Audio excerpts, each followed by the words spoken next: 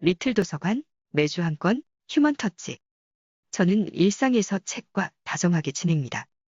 사람과 세상과 더 다정하게 지내고 싶어서 책 맛보기를 합니다. 이번 책은 90년생이 온다, 입니다. 이 책은 30대의 저자 임홍택이 20대를 관찰한 내용을 담고 있습니다. 2018년 출간 당시 제목에서 언급한 90년생은 1990년대에 출생한 20대를 가리켰습니다. 2021년 현재 그들은 이제 30대로 진입하고 있습니다. 인생에서 20대의 젊음이 영원할 수 없다는 사실을 새삼 일깨우게 됩니다. 2000년대에 태어난 이들에게 20대를 넘겨주는 시점에 다다른 90년대생들은 지금쯤 자립의 기반을 대부분 다졌을까요? 책은 한국, 미국, 중국의 젊은이들의 공통점과 차이점에 대해 이해하도록 도와줍니다. 또 요즘 세상이 어떻게 돌아가고 있는지 시류를 실감나게도 해줍니다. 정신을 번뜩 들게 하는 부분도 덜어 있었습니다. 90년대생들을 얼차려나 빠따로 길들일 수 없다고 책은 전합니다. 얼차려 하던 신입 연수 풍경이나 빠따로 스포츠 선수 길들이기는 호랑이 담배 피우던 시절의 이야기라고 합니다. 그렇지만 책은 대만의 제조회사에서 일하는 90년대생에 대해 다음과 같이 알려줍니다. 애플, 마이크로소프트, 소니, 아마존 등에서 요구하는 전자제품을 생산하는 대만의 폭스콘 제조회사에서 열악한 노동 환경과 군대식 조직 문화에 대한 불만을 젊은 사원이 투신으로 표현했다. 투신한 14명의 평균 연령은 20.6세였고 평균 근무기간은 6개월이 채 안 되었다. 복종이나 권위를 통한 강압적 통제가 더 이상 통하지 않는다.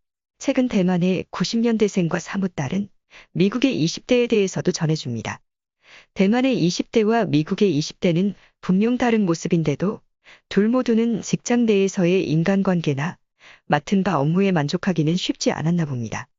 미국의 20대에 대해 언급한 부분을 옮겨봅니다. 미국의 동기부여 전문가는 말했다. 그들은 자라오는 동안 즉각적으로 만족하는 습관을 들였다. 만약 원하는 제품이 필요하면 기다릴 필요가 없이 아마존에서 상품을 주문해 바로 받아볼 수 있었다. 보고 싶은 TV 프로그램이 있으면 인터넷과 넷플릭스로 즉각 시청할 수 있는 환경에서 살아왔다. 모든 것을 기다릴 필요 없이 즉각적으로 해결할 수 있었다. 그에 따라 조급함이 생기고 깊고 의미 있는 관계를 형성하기 어려우며 스트레스에 취약해졌다. 내친김에 우리나라의 90년대생과 중국의 90년대생에 대해 알려주는 내용도 옮겨봅니다. 먼저 우리나라의 20대의 특징에 대해 다음과 같이 말합니다. 연인이나 가족과의 기념일을 패밀리 레스토랑에서 즐기던 80년대생들과 달리 90년대생들은 평소에 간단히 끼니를 때우고 특별한 날에는 호텔처럼 화려하고 고급스러운 곳을 찾는다. 이들도 앞선 세대들과 마찬가지로 적자 생존의 경쟁이 치열한 세상에서 살아가야 한다는 사실에는 변함이 없다. 그러나 이전 세대들과 다른 욕구를 가지고 있다. 의미나 목적보다 유의를 추구하며 살아간다는 점은 이들의 세계를 다르게 만든다. 책은 중국의 8090 허우 연구소가 밝힌 90년대생을 효과적으로 관리하는 포인트를 짚어주고 있습니다. 포상을 건 경쟁을 조장하여 성과를 올린 기업에 대해 자랑하듯 설명합니다. 그 부분을 옮겨봅니다. 중국의 8090 허우 연구소에서 90년대생 관리의 포인트는 그들을 기분 좋게 만드는 데 있다고 소개했다. 즐거움이 어떠한 관리 전략보다 효과적이었다면서 구체적인 방법을 설명했는데 그 내용은 이렇다. 모든 직원의 업무 내용을 모두 프로젝트화한다. 프로젝트를 제대로 완성한 직원들에게는 다양한 방식으로 격려와 포상을 한다. 직원별로 성공 프로젝트 누적 순위를 공개한다. 직원들은 여기에 하나같이 비상한 관심을 갖게 마련이다. 이 방법을 통해 직원들은 스스로 원하는 자주성과 주인의식, 성취감, 참여의식, 평등의식을 충분히 누린다. 회사의 실적도 자연히 좋아진다. 중국은 보상과 경쟁을 활용하여 90년대생을 업무에 즐겁게 동참시키고 있습니다. 게임 역시 보상과 경쟁 때문에 재미납니다. 어느 시대이든 젊은이들은 게임을 좋아합니다. 그렇지만 90년대생들만큼 게임을 일상화하지는 않았습니다. 90년대생을 자녀로 둔 가정마다 너나 할 것 없이 게임 중독을 경계했습니다. 90년대생에게 게임은 일상의 일부라는 사실을 책은 다음과 같이 적고 있습니다. 90년대생들은 소위 최초의 게임 세대라고 불린다. 이들은 무리지어 PC방으로 달려갔고 게임 시장을 순식간에 점령하곤 했다. 게임 회사의 주식이 이들 때문에 오르기도 했다.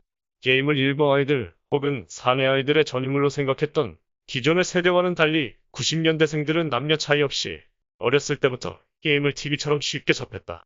이들은 PC와 온라인, 모바일 등 특정 채널에 한정되지 않고 모든 곳에서 게임을 접했다. 이들에게 게임은 그 이전 세대가 생각하는 것처럼 단순한 도피처가 아니다. 생활과 밀접하게 연관된다. 게임은 흥미진진한 경쟁을 기반으로 합니다. 이는 곧 90년대생은 경쟁을 재미로 여기는 세대라는 의미입니다. 그러니 경쟁으로 단련된 세대가 90년대생이라고 할 수 있습니다. 그런데 문제는 게임 속의 경쟁과 현실 속의 경쟁이 다르다는 데 있습니다. 생존과 자립이 걸린 현실 속의 경쟁은 녹록하지 않습니다. 그런데도 중국의 90년대생은 현실에서도 주어진 업무를 게임하듯 성취해내는 근성을 유지합니다. 경쟁은 승자와 패자를 가르기 마련입니다. 승자는 성취감을 느끼겠지만 패자는 자괴감에 빠질 것입니다. 그러기에 현실적인 업무에서의 경쟁은 스트레스가 더할 것입니다. 90년대생에게 스트레스를 주는 요인으로는 꼰대의 존재가 있습니다. 인류 역사의 꼰대들은 항상 있어 왔습니다. 어느 시대에나 젊은이들이 항상 있었듯이 그 젊은이를 가르치려 드는 꼰대도 있었습니다. 젊은이 중에는 꼰대들의 질타 속에서도 기존의 고정관념을 과감하게 깨뜨리는 청년은 항상 출현했습니다.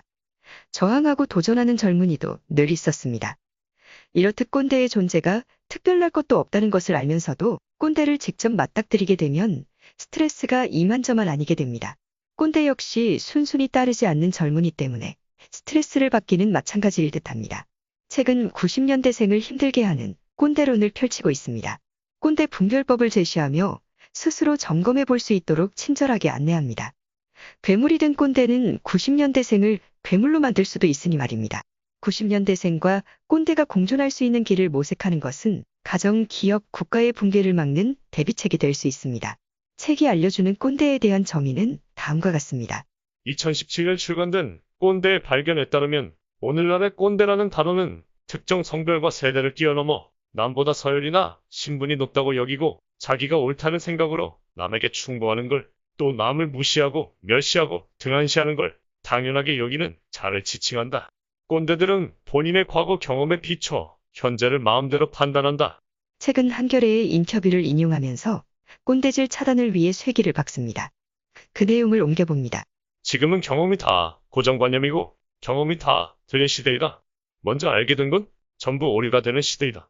정보도 지식도 먼저 것은 다 틀리게 된다. 농경사회에서는 나이 먹을수록 지혜로워지는데 자본주의 사회에서는 지혜보다는 노역 덩어리가 될 염려가 더 크다. 1990년대생들은 대부분 비정규직으로서 꼰대들이 지배하는 세상에서 꼰대들과 함께 살아내야 합니다. 최근 그들이 살아남기 위해 어떤 생존 전략을 취하고 있는지, 꼰대를 어떻게 대하고 있는지 사례를 통해 적나라하게 보여줍니다. 중소기업 연봉을 대기업 수준으로 정부가 지원하는 것에 대해 93년생은 말한다. 3년간 초봉 좀 올려준다고 누가 낮춰서 중소기업을 가나요? 이런 정책 또한 꼰대질 중 하나입니다. 출근 시간에 정확하게 맞춰 출근하는 90년생에게 상사가 최소 10분 전에 오는 것이 예의라고 말하자 돌아온 대답은 10분 전에 오는 것이 예의면 퇴근 10분 전에 컴퓨터 끄고 게이트 앞에서 대기해도 되나요? 상시적으로 구조 조정이 일어나는 상황을 보고 겪으면서 그들이 선택한 것은 근면하지 않는 것, 성실하지 않는 것이다. 90년대생은 회사 안에서 10년 후의 계획이나 꿈 따위는 있을 리가 없었다. 회사를 10년씩이나 다닐 생각이 전혀 없기 때문이다. 90년대생은 구조조정을 당하는 것이 아니라 스스로에게 행할 수도 있었던 것이다. 90년대생 신입사원은 입사하는 순간부터 이직을 생각한다. 해당 조직에 남아야 할 이유를 알지 못하면 언제든 조직을 떠날 수 있다. 90년대생들의 이직을 강제로 막거나 통제할 수 없다. 그들의 이직을 막는 방법은 그들의 성장을 돕는 방법밖에 없다. 이 책을 쓴 저자는 80년대생 30대입니다. 30대 선배가 20대 90년대생을 위해 쓴 책입니다. 마치 선배가 후배의 입장을 대변해주고 응원이라도 하듯이 말입니다. 두 사람은 밀레니얼 세대로 묶이게 됩니다. 밀레니얼 세대는 20대와 30대를 함께 아우르는 말입니다. 90년대생은 80년대생 선배들이 당하는 비정규직의 서름을 적나라하게 봐왔고 들어왔습니다. 80년대생이 20대일 때 노무현 전 대통령은 비정규직을 보호하기 위해 법을 만들었습니다. 좋은 의도로 만든 법은 근시안적이었습니다. 비정규직 보호법이 오히려 기업의 입장을 대변하게 될 줄은 미처 내다보지 못했던 것입니다. 기업은 그 법을 철저하게 준수했습니다. 그로 인해 비정규직은 2년이 지나면 정규직으로 재계약되는 대신에 가차없이 해고를 당해야 했습니다. 정규직으로 전환될 것을 꿈꾸며 비정규직 2년 동안 회사를 위해 헌신적으로 일했건만 법과 기업의 잣대는 엄중하고 비정했습니다. 자존감에 상처 입고 피눈물을 머금은 채 또 다른 일자리를 찾아 전전해야 했습니다. 노무현 전 대통령의 비정규직 보호법은 어쩌면 미국 육군이 밀레니얼 세대를 관리해온 사례에서 아이디어를 얻은 것은 아닐까 하는 터무니없는 생각이 들었습니다. 최근 미국 군대에서 젊은 신병을 2년간 어떻게 희망 고문해 왔는지 다음과 같이 밝히고 있습니다. 밀레니얼 세대를 성공적으로 관리해온 미국 육군의 사례를 살펴볼 필요가 있다. 미국 군대는 높은 야망을 가지고 있는 밀레니얼 신병들에게 현실적인 기대를 설정함으로써 조직력의 강화를 가져올 수 있었다. 초기 2년간 저임금을 받으면서 원치 않는 임무나 어렵고 짜증나는 업무를 수행하면 큰 기회를 제공한다는 사실을 사전에 고지했다. 신병들에게 구체적이고 현실적인 기대를 설정함으로써 근속을 높일 수 있었던 것이다. 최근 국내 기업의 경영진이 밀레니얼 세대에 대해 주의를 깊게 기울이지 않는 점을 아쉬워합니다. 그러면서 밀레니얼 세대를 믿고 지지한 마크 저커버그, 빌 게이츠, 그리고 중국의 마윈이 했던 말을 다음과 같이 남기고 있습니다. 밀레니얼 세대 끝자락에 자리하고 있는 페이스북의 CEO 마크 저커버그는 말했다. 우리는 밀레니얼 세대이다. 목표를 찾는 것만으로는 충분치 않다. 밀레니얼 세대가 자기 자신을 넘어서 전 세계 모든 사람을 위한 목표를 창출할 것이다. 또 공동체를 건설하는 것에 도움을 줄 수 있을 것이다. 빌 게이츠는 트위터를 통해 다음과 같이 말했다. 밀레니얼 세대는 세상을 변화시키고 싶어한다. 종종 게으르고 작은 것에 열광한다고 조롱을 당하지만 변화를 갈망하고 있다. 강력한 변화의 힘을 가진 그들에게 힘을 불어넣어야 한다. 이런 90년생을 신뢰한 사람은 중국 알리바바를 탄생시킨 마윈이었다. 그는 말했다. 젊은 세대를 믿는 것이야말로 미래를 믿는 것이다. 신세대한테는 문제가 없다. 문제는 우리다. 그들에 대한 신뢰와 지지를 보내는 게 우선이다. 저자는 우리나라의 밀레니얼 세대를 관찰한 결과 도서관에서 공무원 관련 서적을 공부하는 이들이 대부분이었다는 것을 발견하게 됩니다. 한국의 젊은이 대부분은 공무원 시험에 매달리는 공시족이 되어 있었던 것입니다. 구급 공무원 세대로 자리매김된 것은 일상화된 비정규직의 불안정한 삶에서 놓여나 자립다운 자립을 하고 싶었기 때문입니다. 그런데 미국과 중국의 젊은이들은 우리나라와 달리 공무원 되기에 매달리지 않았습니다. 나라마다 다른 면모를 보이고 있는 그 내용을 옮겨봅니다. 무엇보다도 우리나라 공무원은 구조조정의 공포가 없다. 그 공포에서의 해방은 현대사회에서 최소한의 먹고 살 걱정은 하지 않아도 됨을 의미한다. 중국에서는 정부가 고용주인 공무원이 되고자 하는 열망은 그리 높지 않다. 한국처럼 재수, 삼수를 마다하지 않고 계속해서 공무원 시험에 매달리는 공시족은 찾아보기 어렵다. 공무원 시험이 그다지 어렵지 않고 공무원보다 월급을 많이 주는 직장이 널려있기 때문이다. 정부에서 뽑을 때도 재수생보다는 대학을 갓 졸업한 인력을 선호하기 때문에 한번 탈락하면 다른 일자리를 알아보는 경우가 많다. 미국의 젊은이들은 공무원에 몰리지 않는다. 신입사원보다 전문성과 경험을 중시하여 경력자를 뽑는 경우가 많기 때문이다. 기회의 문이 좁을 뿐만 아니라 안정적이지도 않다. 2008년 금융위기 이후 정리해고나 임금 삭감을 당하는 일이 벌어졌기 때문이다. 정년은 없지만 중간에 해고 당할 위험도 있다. 미국은 공무원의 숫자가 크게 줄어들고 있다. 금융위기 이후 유일하게 고용률이 줄어든 분야가 공직이다. 금융위기를 민간 기업 위주로 빠르게 회복해가고 있다. 최근 우리나라의 90년대생에게 가해지는 비판적 평가에 대해 거론합니다. 아마 꼰대들의 입김이 많이 작용한 듯한 평가일 것도 같습니다. 생존과 자립이 얼마나 팍팍했으면 하는 안쓰러운 생각이 들 정도입니다. 자신감이 결여된 듯한 90년대생의 모습을 인용해 봅니다. 현재 20대인 90년대생들에게 흔히 붙어다니는 꼬리표는 다음과 같다. 충성심이 없고 다른 사람을 생각하지 않고 자기 것만 챙기고 자기 권리만 찾고 의무는 다하지 않고 자기 실수는 인정 안 하고 변명만 늘어놓고 끈기가 없어서 쉽게 포기하고 공사에 구분이 없고 고집이 세고 힘든 일은 견디지 못하고 쉽게 포기한다. 90년대생에 대한 이러한 부정적 평가는 꼰대들의 읽기 방식과 90년대생의 읽기 방식이 다르기 때문이 아닐까 싶습니다. 90년대생들은 재미없는 글은 읽지 않는다고 합니다. 긴 글도 읽지 않는다고 합니다. 90년대생들을 응원하기 위해 쓴 이 책을 과연 그들 중에 몇 명이나 읽었을까 궁금해집니다. 90년대생의 읽기 방식에 대해 책은 다음과 같이 적고 있습니다. 머리 부분만 읽고 중간은 듬성듬성 내려 읽는 것이다. 이런 식의 읽기는 온라인상에 넘쳐나는 정보에 익숙해지고 이를 빠르게 처리하기 위해 내가 선택한 적응 방식 중의 하나이다. 제목만으로 내용을 추측하고 댓글을 통해 다른 사람들의 의견을 파악한다.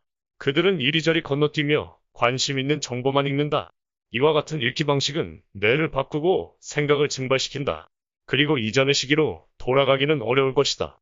이들은 문서에 대한 유연하고 빠른 이동에는 익숙해졌지만 문서에 대한 집중력은 약해졌다. 수많은 정보는 집중을 방해하고 산만함을 만들어낸다. 그러니 숲을 보지 못한다. 심지어 나무조차도 보지 못한다. 장가지와 나뭇잎만 볼 뿐이다. 긴 텍스트에 대한 정독 능력을 갖춘 90년대생은 특별한 재능 보유자가 될 것도 같습니다. 인쇄술의 발명은 대중에게도 책이 주는 이득을 선사했습니다. 하지만 대중 독서 시대가 저물고 있음을 책은 시사하고 있습니다. 소수 엘리트만 독해력을 보유할 가능성을 넌지시 암시하면서 진화학자 장대익의 견해를 빌어 독서가 주는 이득에 대해 언급합니다. 그 부분을 옮겨봅니다. 그 옛날 독서 계층이 차지했던 권력과 권위와 계급의 위상을 떠올리며 책을 덮습니다. 구텐베르크의 발명으로 대중화된 깊이 읽기의 관행은 점차 사라질 것이다. 소수의 엘리트만의 영역이 될 가능성이 크다. 대중적인 독서 시대가 우리의 지적 역사에 있어 짧은 예외였음을 암시한다.